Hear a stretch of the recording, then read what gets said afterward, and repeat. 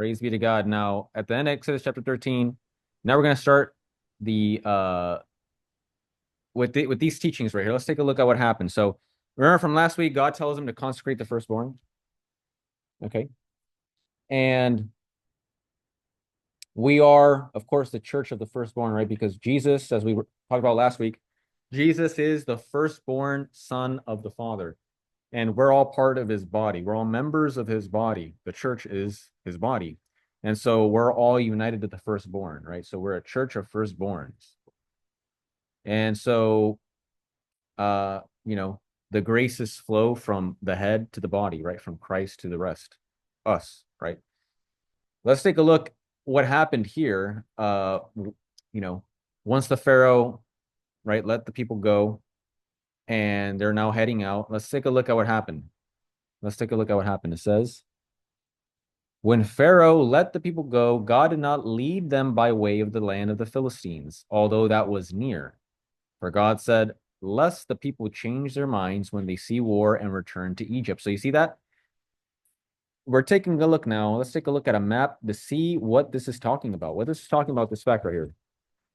As you can see, they left, basically, they were on the southern side of the city of Ramses, which is right here, where it says Ramses. And God could have sent them by the way of the Philistines, which is today known as the what is it? The Mar something Maris. I forgot the name of it, but it has a different name now.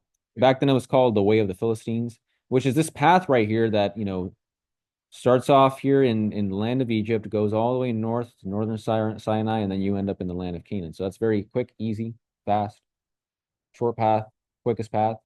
But God didn't lead them down that way. God led them through another way. Why? It says here, God did not lead them by way of the Philistines, although that was near. For God said, lest the people change their minds. What does that mean? The people will end up changing their minds, right? So that's why it says, lest the people change their minds when they see war and return to Egypt. So they weren't prepared to go that route. That's why God didn't take them that route. Now, outside looking in, you might think, well, that's rather ridiculous. Why would you make them go a different way? Why not just go that quick, short way, right? And sometimes we think that we know more than God, right? We say, oh, well, God, I'm in this situation right now, and it's such a quick solution. All I need you to do is this, but you're not doing this, right? Well, God has his path that he has constructed for us. And so every single day you should pray, Lord God, guide me so that I may walk the path that you've constructed for me. And so that in every moment I may make the right decision in accord with your will. There are things that we don't see. There are things that we can't see, right? That God does see. And so whenever God doesn't allow something to happen, whether it's, oh, I could have had this job or a relationship with this woman or this man, and it didn't work out. Why didn't God let it work out? It could have been just fine. But the thing is that God sees things that we don't, right? So here is a prime example of that. God saw that if the Hebrews were to see the Philistines, these warriors that were encamped there in that area, they'd get scared and they'd run off, right? They were not prepared to see it, and so God is sending them another way to prepare them. It's all for their preparation. That's what it's for. It's for preparation. So now the question is, are they going to cooperate or are they not going to cooperate? So let's take a look here, verse 18. But God led the people around by the way of the wilderness toward the Red Sea. And the people of Israel went up out of the land of Egypt equipped for battle. What battle? Battle that they're going to fight? Or is it a battle that God is going to fight? They just need to have faith. Let's take a look. Moses took the bones of Joseph with him for Joseph and had made the sons of Israel solemnly swear, saying, God will surely visit you, and you shall carry up my bones with you from here. What is that a reference to? It's reference to the end of the book of Genesis. If you all read, go to the very end of the book of Genesis, Genesis chapter 50. When Joseph is dying, he tells the people, there will come a day where God is going to visit his people, and what I want is for my bones, my remains, to be taken out of this land, the land of Egypt, and taken to the promised land, the land that is going to be given to them. Now we see it fulfilled, right? Moses took the bones of Joseph. He took the remains of Joseph out of the land of Egypt. And verse 20 says, and they moved on from Sukkoth and encamped at Etham on the edge of the wilderness.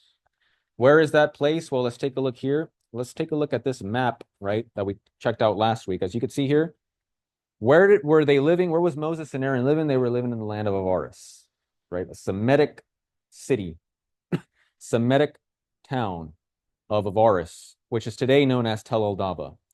And where the Israelites met was basically on the south side of Ramses, in between, right, Ramses and Avaris.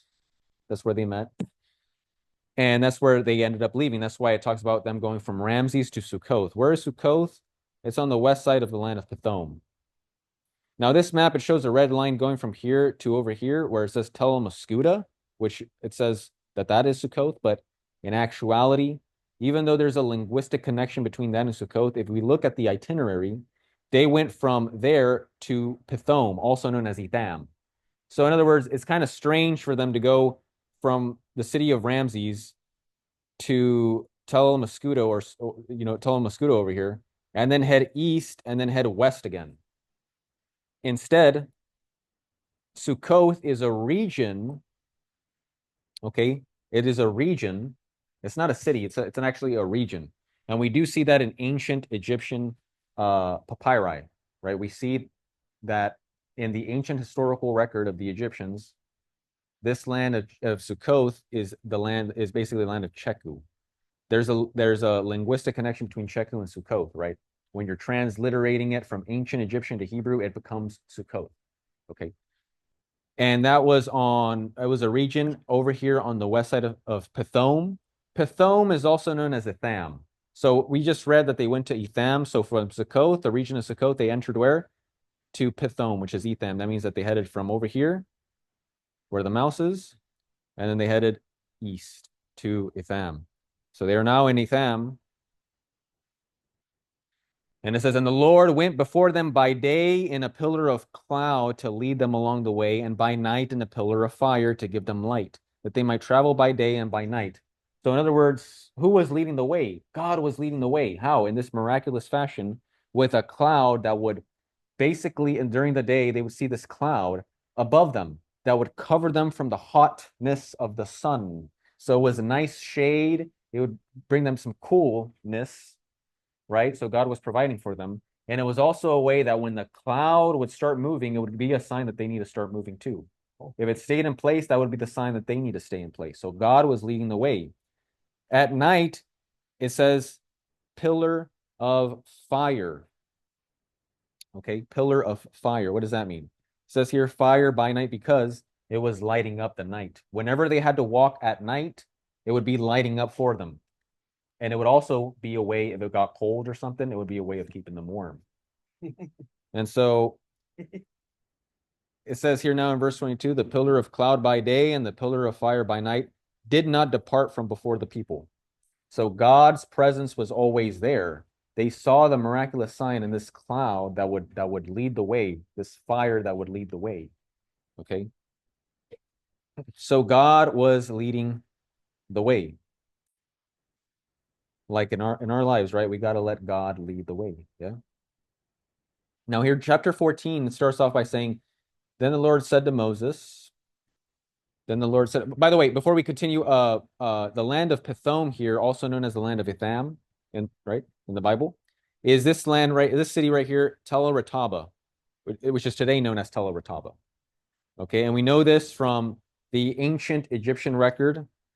There's this ancient Ram site during the Ram site period, right, which is basically the time of Seti I, Ramses II. There's a text called Papyrus Anastasi 6, which gives us this information. So these are real places, okay? It's not made up by Moses. They're real places, okay? So now let's take a look.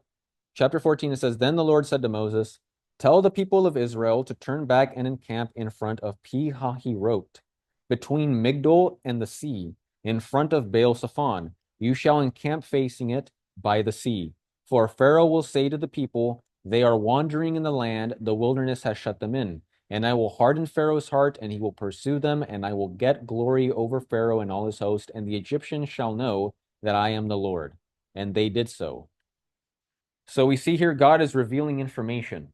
He's given an order, but he's also revealing information on what is going to happen. Notice that God does not give the full story. God does not let them know completely that, oh yeah, by the way, Moses is going to raise a staff, and then is the by the way, the the waters are going to open up, and then you're going to be able to enter through, and then it's going to close when your enemies are behind you, so that the waters could swallow them up.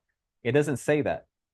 God does not say that. Instead, he reveals just enough for what? For them to exercise their faith, for them to work out their faith.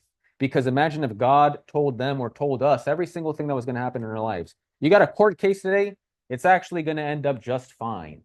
Don't worry about it. Well, that would be nice, right? That would be good to know. You wouldn't worry at all.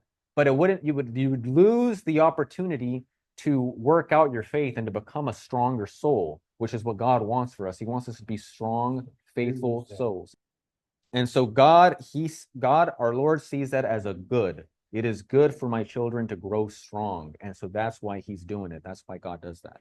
Now, these places mentioned, Pihahi wrote, Migdol, Baal Zephon, you might think, well, these are some names that probably never existed. Right? Is that what you're thinking? Well, no, right? So it's in the Bible, right? But it is even confirmed by the historical record. We have the ancient Egyptian sources that tell us the name that names these places, these names, right? It's all in the northwestern Sinai Peninsula. It's all in this region over here, guys. And it's mentioned where? It's mentioned in the ancient Egyptian record. Let's take a look at what it says, these ancient Egyptian record, right? Let's take a look at Piha he wrote. It is actually mentioned in Papyrus Anastasi 3, which is a document, that's what the document is called. It's basically a marshy area at the edge of the desert, okay? And it is on the southern coast of the Pelusiac Estuary. What is the Pelusiac Estuary? It's basically, it was a bunch of branches, bunch of rivers that would branch out. They're not in existence today. They silted up. It's all gone there. They silted up. But back in those times, we have in the historical record, and we also have radar technology, right, that could detect this. There was water flowing there, okay? And that was known as the Pelusiac, that's known as the Pelusiac Estuary. And so that's where they're going to cross. We're going to see that right now. Because where they are encamped, where God told them to go, right in front of what is called here the Red Sea, right in front of the waters that they're going to cross through, where is it? It is in this area, the area of Pi-Hahirot, the area of Migdol, the area of Baal Zephon. And we have the ancient Egyptian records that let us know where it was. It was in the northwestern Sinai Peninsula, in the region that I just showed. Migdol is also mentioned in ancient Egyptian records. In Papyrus Anastasi 5, it is north of the Wadi Tumilat, okay? And it is located outside of the delta proper, okay? And there's also a map in this place called Karnak Temple, and it shows us that Migdol is in the northwest, okay? Because it's mentioned close to Tel el-Borg. So in other words, the way that it is in this map right here is accurate, okay? Where they're going to cross is in this region over here, okay? Because we're on the northwestern side of the Sinai Peninsula. Why am I bringing that up? Number one, it confirms that these are real names. They're not made up by Moses. But number two, it also lets us know where the crossing took place, because there is another idea that it came about recently that I'm going to discuss and why it is incorrect.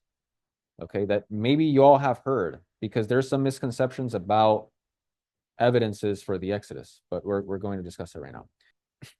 Now, the third place mentioned is Baal Zephon, and this is also confirmed in the ancient Egyptian records. We have in Papyrus Salier 4, which dates to the 13th century BC.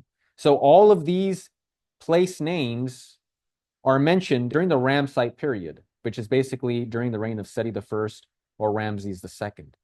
We know that it's during the Exodus took place during the reign of Ramses II because of all of the evidences that I had discussed before. So given all the other evidences, we see further confirmation that Ramses II was in fact the pharaoh of the Exodus. Uh, and this also tells us where the Sinai Peninsula was, because after they crossed the waters, they head over the Sinai Peninsula. They head over to Mount Sinai. Where was Mount Sinai? It lets us know where Mount Sinai was, because after they crossed the waters, they head over to Mount Sinai. Mount Sinai is located in what is today the Sinai Peninsula. Uh, the traditional Catholic location is that it is located in the uh, Saint Catherine's Monastery in the Sinai Peninsula. And you're gonna see pictures of it. Yes, yes, yes. We're gonna see pictures of it right now. Some people say that it was that the Sinai Peninsula, or excuse me, some people say that Mount Sinai is in Saudi Arabia. And we're gonna go over why that's actually incorrect right now. Okay, we'll go after that next. We'll tackle that next. You heard that? Saudi Arabia. Yeah, yeah, yeah. We're gonna go over where exactly they crossed and where they didn't cross, where Mount Sinai is, where it's not, right? We're gonna go over that right now. Let's continue reading here. Verse 3, it says, For Pharaoh will say of the people of Israel, they are wandering in the land. The wilderness has shut them in, and I will harden Pharaoh's heart, and he will pursue them, God says, right? What does that mean? God says, I will harden Pharaoh's heart. Does that mean that he's controlling him? Well, no, right? Instead, it means that God is going to act and Pharaoh is going to react. God knows how Pharaoh is going to react, and God is going to specifically act so that Pharaoh could react for his glory, so that they could see who God truly is. So Pharaoh is willingly and knowingly, right, choosing himself this path of destruction, but God is allowing it to happen in order to show his power over the enemies of his people, and also to show the Egyptians, as it says here, that they shall know who the true God is. When the king of Egypt was told that the people had fled, the mind of Pharaoh, the mind of Pharaoh and his servants, the mind of Pharaoh and his servants was changed toward the people. So remember, Pharaoh and his servants, they originally said, hey, get out of here, right? Get out. We don't want you here. We don't want any more trouble. But now things have changed. And they said, what is this we have done? That we have let Israel go from serving us. So he made ready his chariot and took his army with him, and took 600 chosen chariots and all the other chariots of Egypt with officers over all of them. Okay, so we have these chariots. He sent forth the chariots. Now, what's interesting is what do you all think that he's trying to do in sending forth the chariots? Bring the people back. Bring the people back, right? That's what it sounds like, right? To bring the people back. But if we actually look at the ancient Egyptian practices, we see that that's not what Pharaoh was actually trying to do. He does say, what is this we have done, that we have let Israel go from serving us? He's saying we made a dumb choice. We should have just let them stay here.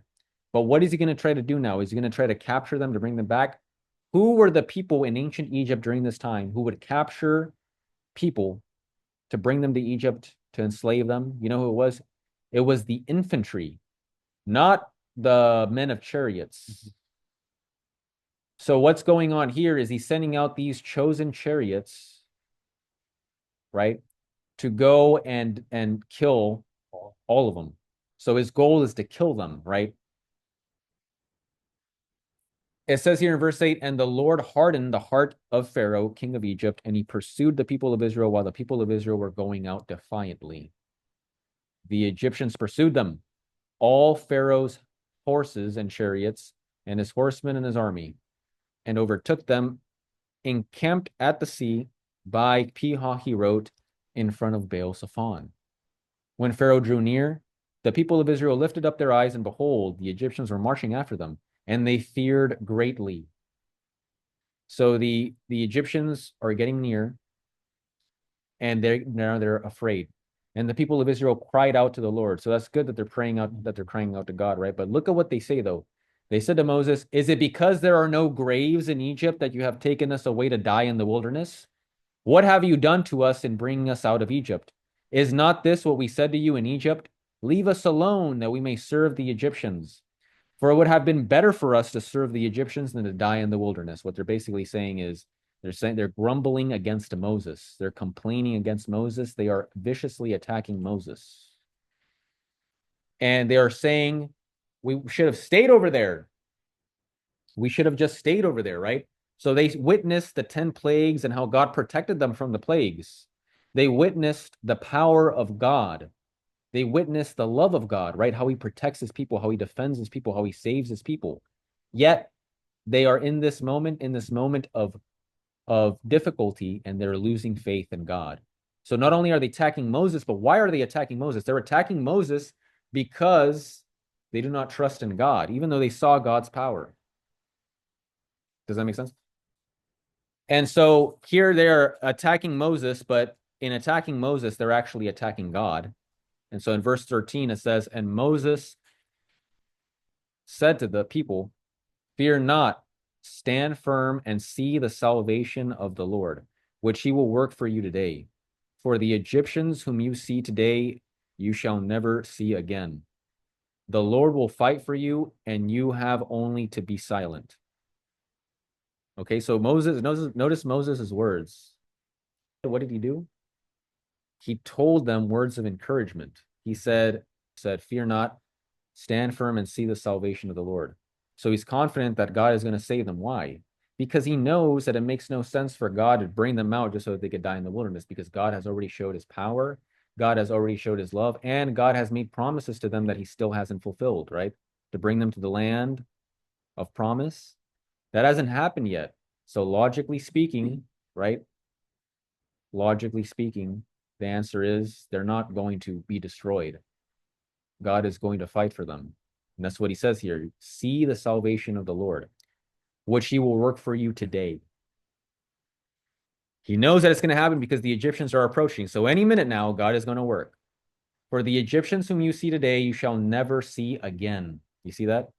For the Lord will fight for you. So why did he say this? The Lord will fight for you, and you only have to be silent, right? The Lord will fight for you, and you have only to be silent.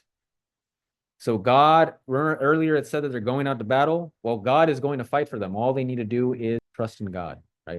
Now look at what God says in verse 15. It says, the Lord said to Moses, why do you cry to me? Tell the people of Israel to go forward. That verse is very interesting because God says, why do you cry to me? When did Moses cry out to God? If you read the writings of the church fathers and the saints, they talk about this. They say that Moses, he was crying out to God in his heart. So he was praying to God in his heart. So while he was motivating the people in his heart, he was praying to God. Now look at what God says is, why do you cry to me? Now, don't think of this like God is like angry at him saying, why are you, God is asking him this rhetorical question as a way of saying, now is the time for action. So remember, there is a time for prayer and there's a time for action, right? When we know what we need to do, just do it, right? If I know I need to speak to this person, if I know I need to correct this person, instead of praying to God, I should actually be correcting the person. And so Moses has the staff in his hand. He knows that with that staff, God has the power to work a miracle. What does God tell him? He says, lift up your staff and stretch out your hand over the sea and divide it, that the people of Israel may go through the sea on dry ground.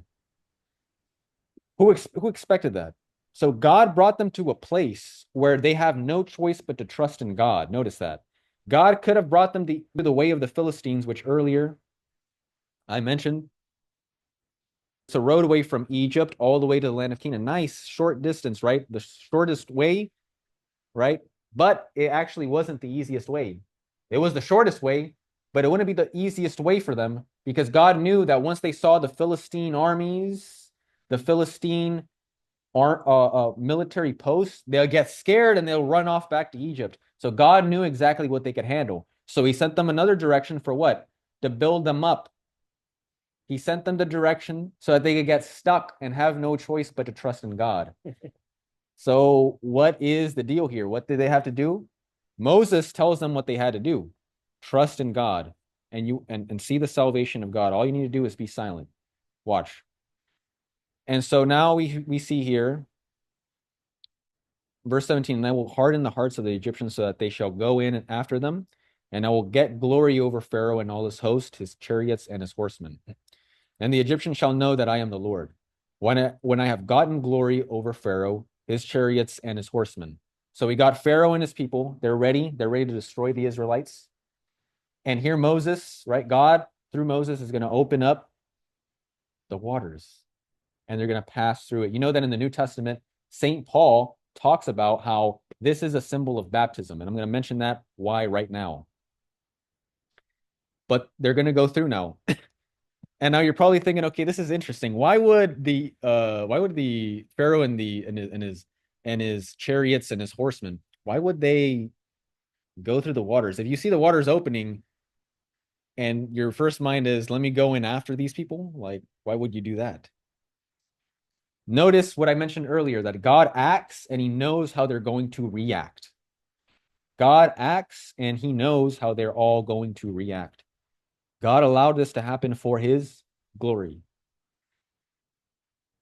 Did you know that the ancient Egyptians believed in these legends with water?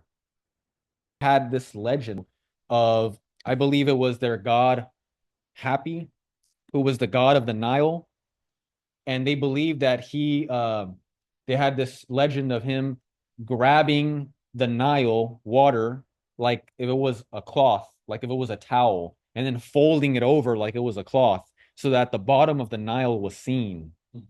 Right? They believed in sort of the gods working through water.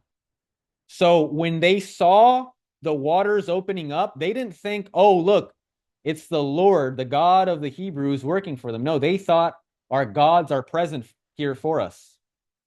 So they went in straight thinking, yep, we're ready. We're ready to kill them. Our gods are with us. So you see, God used their own hardened hearts against them. So there is Moses opening up the waters. They're ready and ready to cross through. They cross through, and then the Egyptians follow suit right behind them. Now look at what it says. It says, then the angel of God, who was going before the host of Israel, moved and went behind them. And the pillar of cloud moved from before them and stood behind them, coming between the host of Egypt and the host of Israel. And there was the cloud and the darkness, and it lit up the night without one coming near the other all night. And so, in other words, this pillar here moved so that it could block it could cause this distinction where the Egyptians, they were in darkness, but the Israelites, they were lit up and they were able to go through. What does that symbolize, right? God's people have the light. Those who are enemies of God do not have the light. Who is the light but Christ? John chapter 1, verse 3, it says, Jesus is the true light of the world. So they're moving through, right? They cross over, right? Look at this. Then Moses stretched out his hand over the sea, and the Lord drove the sea back by a strong east wind all night and made the sea dry land, and the waters were divided. So it was divided. And the people of Israel went into the midst of the sea on dry ground, the waters being a wall to them on their right hand and on their left hand. The Egyptians pursued and went in after them into the midst of the sea, all Pharaoh's horses, his chariots, and his horsemen. And in the morning watched the Lord in the pillar of fire and of cloud, looked down on the Egyptian forces and threw the Egyptian forces into a panic, clogging their chariot wheels so that they drove heavily. That's when they realized, wait a minute, this isn't our gods at work. This is the God of the Hebrews. Look at what they say. And the Egyptians said, let us flee from before Israel, for the Lord fights for them against the Egyptians. Right? And so, in fact, there in the Hebrew, it says against Misraim, which literally means Egypt, against Egypt. So remember the symbol, you have Israel, which represents God's people, and Egypt, which represents the world. You have the people who are for the world against God, and that's what represented by Pharaoh and his people, right? That is represented by the people here. Pharaoh represents Satan, and he is left behind when you are baptized, right? Through baptism. And that's what this crossing of the waters represents. This redemption, this freedom from slavery to sin and death by the waters of baptism. And we see the pillar of cloud that caused a separation. That cloud represents the Holy Spirit, which is present at our baptism, right? And fills us and cleanses us, right? What happens after they cross the waters? We're going to see that God is going to bring heavenly food down from heaven. Well, after we are baptized, what is the goal afterward? Receive communion, right? Which is heavenly food from heaven. Okay. And then Moses here represents Christ who leads the people out, right? Just like our Lord Jesus. And we're going to see Moses is going to start God is going to work through Moses to start a covenant, just like later on through Jesus, there was the covenant formed. Jesus came and he gave us the new covenant. Verse 26, then the Lord said to Moses, stretch out your hand over the sea that the water may come back upon the Egyptians, upon their chariots and upon their horsemen. So Moses stretched out his hand over the sea, and the sea returned to its normal course when the morning appeared. And as the Egyptians fled into it, the Lord threw the Egyptians into the midst of the sea. And so remember, the word that is used here is the word Mitzrayim, which means Egypt. So that this is a representation of the world. This is a representation of those who are for the world, right? So this has a spiritual signification. It has a spiritual signification. It represents those who are for the world against God. And so, verse 27, so Moses stretched out his hand over the sea, and the sea returned to its normal course when the morning appeared. And as the Egyptians fled into it, the Lord threw the Egyptians into the midst of the sea. The waters returned and covered the chariots and the horsemen of all the host of Pharaoh that had followed them into the sea. Not one of them remained. But the people of Israel walked on dry ground through the sea, the waters being a wall to them on their right hand and on their left. Thus the Lord saved Israel that day from the hand of the Egyptians, and Israel saw the Egyptians dead on the seashore. So your sins and the stain of original sin is left in, it's left on the other side of the baptism. It's gone. Israel saw the great power that the Lord used against the Egyptians. So the people feared the Lord, and they believed in the Lord and his servant Moses. So we see here how God proved himself. He proved that he has power over their enemies, and he has love for his people. And here they are saved. So this physical redemption represents our spiritual redemption. Yeah. So now a quick question. Where did this happen? Right?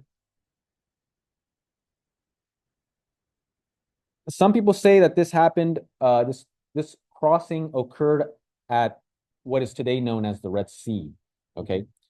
The Gulf of Aqaba. Let's take a look at where that is. If we take a look at a map, this is the Gulf of Aqaba right here. What these people claim is that the Israelites crossed the Gulf of Aqaba all the way to the other side, which over here is today Saudi Arabia. And that's where they say that Mount Sinai is. They say Mount Sinai is in Saudi Arabia. Is that true? Well, what they claim is that Migdol and Pihahi Road and all those places that we just mentioned have to be on the eastern side of the Sinai Peninsula over here. That's not true though, because we have the ancient Egyptian records that tell us where these places are. It's not on the east side of the Sinai Peninsula over here next to the Gulf of Aqaba. It's on the northwestern Sinai Peninsula over here, this region. So now let's refute that idea of those who say that it's in the Gulf of Aqaba. Well, first of all, what I just mentioned, we have the ancient Egyptian records that tell us where it occurred. It didn't occur near the Gulf of Aqaba. That's not where Migdol and Pihahi Road and Baal Safan are. But what a lot of people say is, well, it says Red Sea, so shouldn't it be like today we call the Red Sea the Gulf of Aqaba, the Gulf of Suez? That's the Red Sea, isn't it? Mm-hmm. Yeah, today. It wasn't that wasn't the only thing known as the Red Sea back in those times. And I wrote down right here, how did the ancients use the term Red Sea? Well, From the historical evidence we have, we know that the term Red Sea was not used unambiguously and only to mean the modern day Red Sea, like how today we use the term Red Sea. How did they use it back in those times? In ancient times, the term Red Sea was used to refer to general open bodies of water. For instance, in the historical document called Periplus of the Red Sea, which dates to the 1st and 3rd century, we have the modern Red Sea mentioned, the Persian Gulf and the Arabian Sea, all the way to the coast of India. All of that is referred to the Red Sea. So it mentions more places than just what is today the modern day Red Sea, because it could refer to just general open bodies of water. And so that is not a proof that they went through the Gulf of Aqaba. Okay. Now, another thing that they say is, wait a minute. They must have crossed through the Gulf of Aqaba because Sinai, Mount Sinai, is in Saudi Arabia. Why do they say this? They say this because in the New Testament, they say this. They say St. Paul says that Mount Sinai is in Saudi Arabia. So that means that it's in Saudi Arabia, right? Except that the Bible doesn't say that. If you actually read what it says, the New Testament tells us that Sinai is in Arabia, not in Saudi Arabia. Arabia, what does that talk about? If there's a difference if it's Saudi Arabia and Arabia. Why? Because you have to ask yourself, what does Arabia mean? When St. Paul says that Mount Sinai is in Arabia, what is he talking about? Where is that? Well, Arabia in ancient times, including during the 1st century, which is when St. Paul wrote that, it includes the Sinai Peninsula. All of this, the Sinai Peninsula included, all of this was also called Arabia in the 1st century. It wasn't just Saudi Arabia, the only place that was called Arabia, right? So that's not a proof that Mount Sinai is in Saudi Arabia. We have, for example, Strabo. Who was Strabo? Well, he was a historian who was born in the year 64 BC and died in the year 25 AD. He wrote this work called Geography, and he describes Arabia as being from the east side of the Nile River, so literally part of Egypt, all the way to the Persian Gulf. So it's a whole entire region that includes the Sinai Peninsula, which is where we claim that Mount Sinai is. Mount Sinai is in the Sinai Peninsula. Additionally, the Jewish scholars who translated the Hebrew Bible to Greek, the Septuagint, right? I mentioned this before. We have the ancient Hebrew text, but we also have the Septuagint, which is a Greek translation of the Hebrew. You know what they called the land of Goshen in Egypt? Remember when we talked about in the book of Genesis, the land of Goshen, which is the land, the region, the fertile region that Joseph and the Israelites lived? What was that place called in the Septuagint? It was called Goshen of Arabia. How is it called Goshen of Arabia if it's in Egypt, in the Nile Delta? Because all of that was also called Arabia at the time. Now, here's a myth that you guys probably shouldn't bring up. The reason why you should not bring it up is because it's not true. And it makes us look like we don't know what we're talking about. And so we should avoid things, even if it helps us, even if it helps our religion, we should not say something that's not true because that's wrong. That's a lie, right? We're lying to make somebody believe our faith. That's wrong, right? We don't do that. Now, if you didn't know this, don't worry, you didn't know it, right? But now you know. Which chariot wheels in the Red Sea? That's what, have you guys ever heard that? People say there's chariot wheels in the Red Sea, the Gulf of Aqaba. They were found. They were actually found by a man named Ron Wyatt, who is now known to have been a charlatan. He wasn't a real archaeologist. He didn't know what he was talking about. He's been debunked time and time again. Chariot wheels, it turns out, would not survive in the Red Sea. Okay, because chariot wheels were made of laminated wood and leather. The laminated wood and water would expand. It would eventually crack and then burst. So it wouldn't last in the Red Sea Gulf of Aqaba, which is where supposedly, this was found out. Ron Wyatt, there's some iffiness with how he explained when he found this, because he does have pictures of chariot wheels. And the chariot wheels didn't actually look like how ancient Egyptian chariot wheels do look. But putting that aside, there's some iffiness with how he described his finding of this. He says he found it 1.5 miles off the coast at 60 to 200 feet, but the depth there of the region that he described is 500 feet. And the scuba gear that he had would not be sufficient to bring him down 500 feet. It would only be limited to about 130 feet. So you wouldn't be able to go all the way down 500 feet to where he's, supposedly found it. Uh, and also the because he has pictures of it, pictures of the chariot wheels, right? He took pictures. Um, it you'll basically say that it's like this perfectly flat surface, right? And it appears to have been made with like power tools, modern day technology. That is not how ancient Egyptian wheels were made. You'll see that they were never perfectly flat. They didn't have any power tools to construct a perfectly flat wheel. So yeah, chariot wheels in the Red Sea, that's been debunked. Don't bring that up for evidences. We already have enough evidences that we discussed prior, right? That show us that give good evidence for the Exodus happening. Now, another thing that they bring up is wait a minute. In Mount Sinai, we have the on excuse me, in Saudi Arabia, we have this mountain that could be Mount Sinai. In Saudi Arabia, we have it because it has a blackened top. The top is blackened. In Exodus 19, it says that lightning came down, right? It hit that spot and it turned it black. So it's right there in Saudi Arabia. Well, first,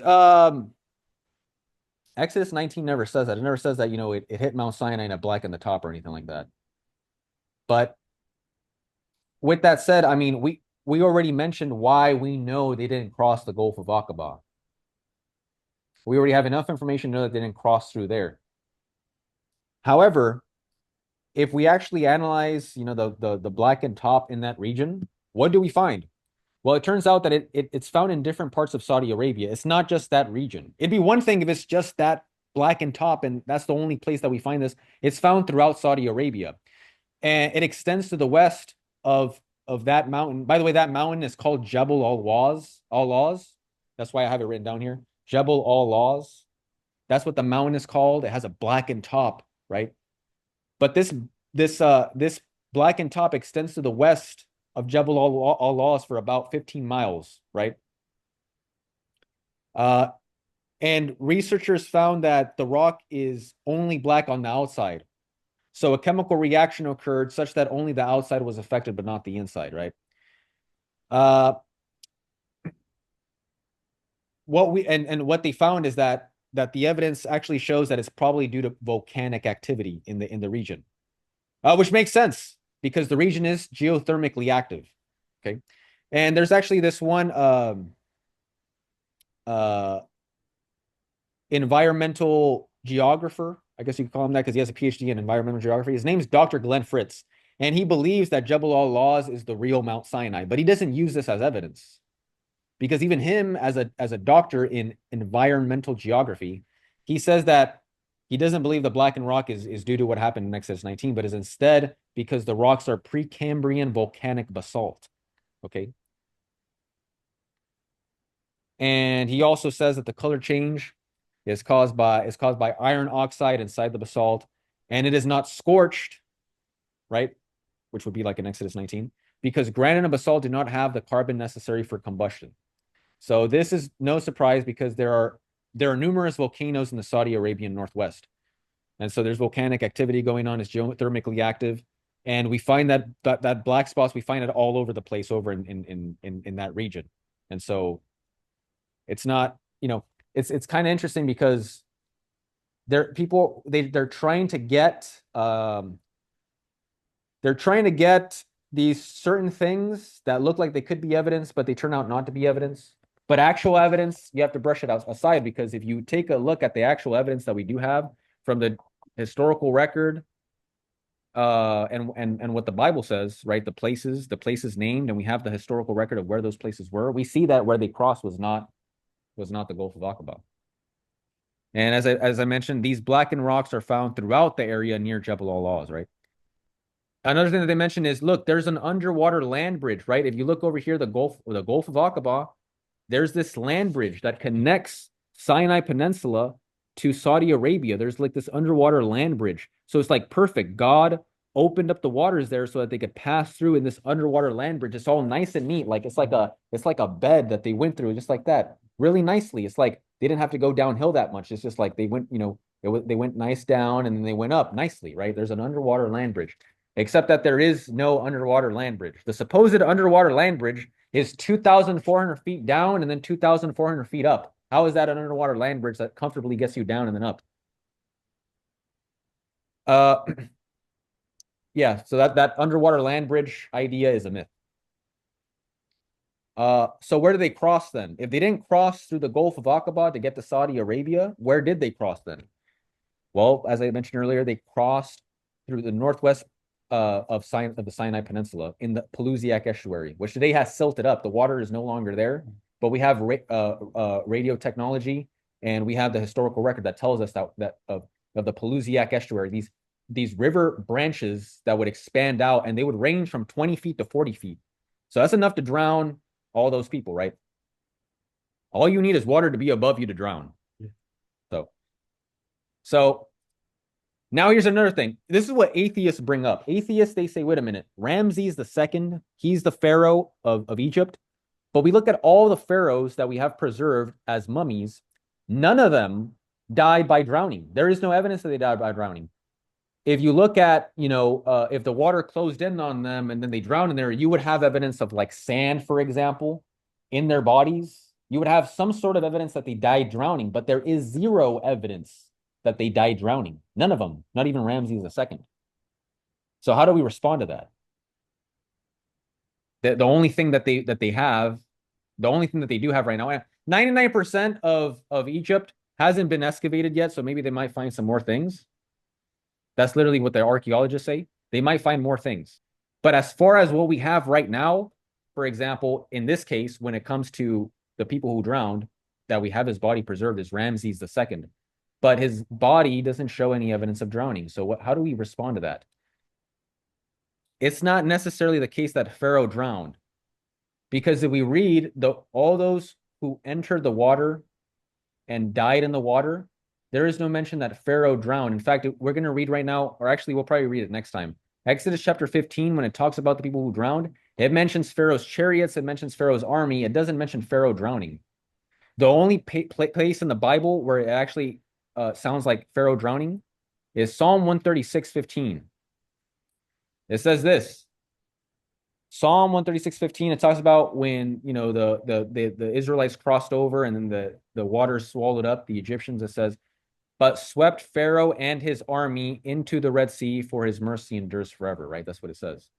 So now the question is, here it says he swept Pharaoh and his army into the Red Sea, right? If they entered the Red Sea, they didn't get out. They're in there, they're gone. So that is it the case that they drown? Well, not necessarily, because it depends on how you translate it. First of all, the term swept, right, is like brushing off. Like if you have a fly and you brush it off, it basically is talking about the defeat of Pharaoh. Pharaoh lost the battle. He clearly did. He lost the battle, and his army did as well. He was just an onlooker. He didn't go. Yeah, he could have just been an onlooker. That's the idea, right?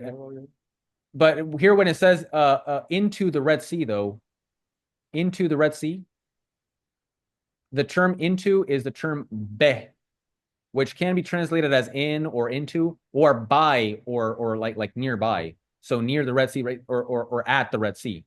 It doesn't necessarily mean that Pharaoh was inside the Red Sea, but he was at that region. And that's where he was humiliated. That's where he was defeated. And now you might think, well, wait a minute, wouldn't God have to drown him in order to defeat him? Well, not necessarily, because it's even more embarrassing if he goes back in defeat. If he walks away in defeat, knowing that he's been defeated, going back to his people. And after that, he had to watch his entire he had to watch his entire army go down. Afterward, you know what happened? This is in the historical record, guys. During the reign of Ramses II, by the end of his reign, he had his military power was so low that he just lost control over territories like Canaan and all these other areas. And he was losing power. Power was crumbling before his eyes. Can you imagine being Ramses II, how he was feeling? And so that's why when they got into Canaan, and this is another thing that atheists bring up, they say that, oh wait, why did they go to Canaan? Wasn't Egypt in control of Canaan at that? No, they lost their military prowess. It was gone during the reign of Ramses II. This is in the historical record, and Egyptologists bring this up that during the reign of Ramses II, he began to lose power. Power began to slip from his hands. He was losing it and he was suffering the whole thing. It's kind of like with Cain. After he killed his brother, did God destroy him? No, he lived his life in suffering. He lived his life paying for what he did, right? It's like a similar thing going on here. So it's not necessarily the case that he died in the Red Sea. If we take a look there. And there's actually a prophecy in Isaiah about God saying how he's going to call the Egyptians to him. We'll talk about that some other time. So it's really interesting. So then where is Mount Sinai then? We know where they cross. They cross in the Pelusiac estuary over in North Egypt in the northwestern side of the Sinai Peninsula.